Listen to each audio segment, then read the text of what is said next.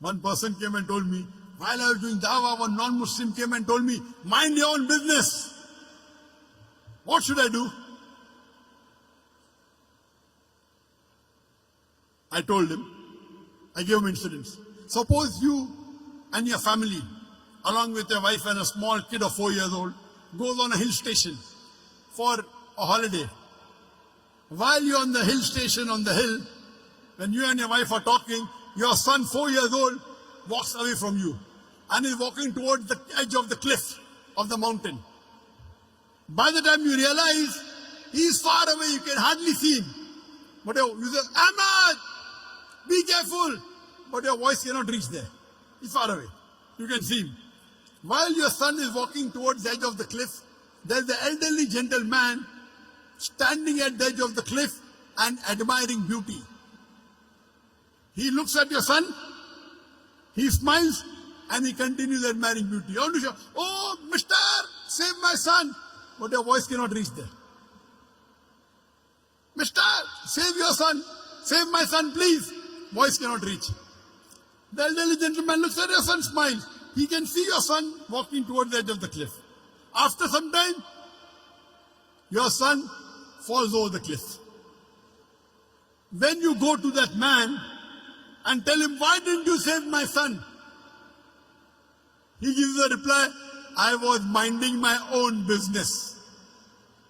And he's right. He did not push your son, did he? No. Did he tell your son to jump? No. So why should you blame him?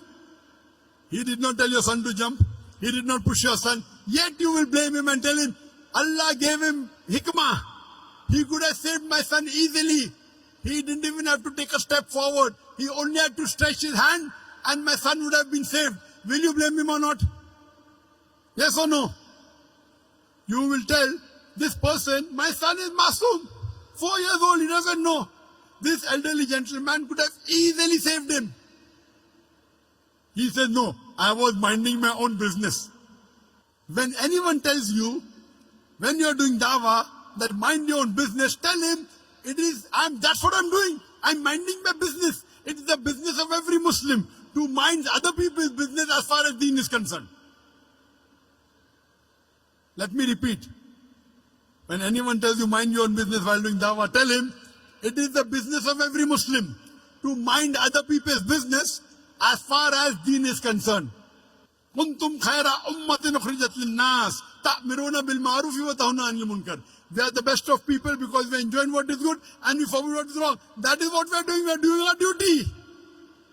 We are enjoying the good and forbidding what is wrong. We are doing correct. Why you should feel shy? Why you should be ashamed?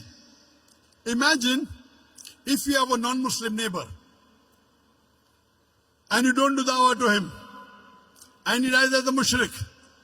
On the day of judgment, Allah will ask him, did you accept Islam? He said, no. He said, no one told me. That's right, but didn't you get the message? Allah gives the message himself. He didn't accept Islam. He'll go to hell. Allah will ask you, did you deliver the message to your non-Muslim neighbor? And if you say no, you will follow him. You will follow him because to deliver the message to the non-Muslim is fard. If you do not deliver the message to your non-Muslim neighbor, you will follow him and you will also go to hell. Allah subhanahu wa ta'ala says in Surah Al-Asr, chapter number 103, verse number 1 to 3, the criteria to go to Jannah. Rahe Nijad, the way to paradise. Allah says, Wal Asr. Innal insana lafi khusr. Illa alladhina amanu wa amilu salihati wa tawasaw bil haqqi wa tawasaw bis sabr. By the token of time, man is verily in a state of loss. Except those who have faith, those who have righteous deed, those who exhort people to truth, and those who exhort people to patience and perseverance.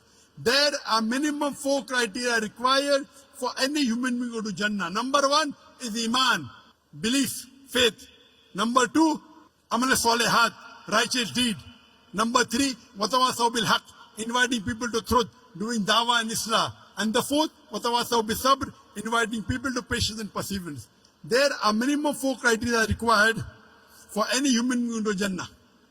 If anyone is missing, under normal circumstances, you shall not enter Jannah. You may be a very good Muslim. You may be praying 5 times a day. You may be having a mark on the forehead. You may be fasting in the month of Ramadan. You may be giving zakat. You may have gone for Hajj.